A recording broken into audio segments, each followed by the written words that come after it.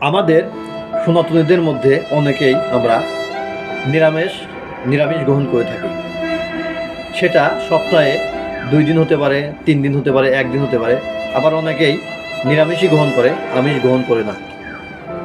এই জন্য আমাদের অন্য ধর্মের ভাই বোনেরা বা অনেকেই এই নিরামিষ সম্পর্কে বিভিন্ন আলোচনা এবং সমালোচনা করে থাকে। আমাদের প্রাণপ্রিয় শ্রী ঠাকুর অনুকূল চন্দ্র তার বাণীতে বলেছেন যে সত্যাপোষী নিরামিষ আহার সবার চেয়ে ভালো। সত্যাপোষী নিরামিষ আহার সবার চেয়ে ভালো। আমিষ আহার উত্তেজনা স্বাস্থ্য করে কালো। মানে আমিষ আহার উত্তেজনায় স্বাস্থ্য করে কালো। মানে আপনি আমিষ খেলে আপনার শরীর এবং ব্রেনকে এক্সাইটেড করবে, উত্তেজিত করবে, কিন্তু নিরামিষ খাইলে আপনার শরীরকে ব্রেনকে শান্ত করবে। এই জন্য আমাদের সনাতনীদের মধ্যে অনেকে আমরা নিরামিষ গ্রহণ করে থাকি। এই জন্য নিরামিষটা আসলে স্বাস্থ্যের জন্য উপকার, এটা আমরা সব ধরনের ব্যক্তিরাই গ্রহণ করতে পারি। ধন্যবাদ সবাইকে।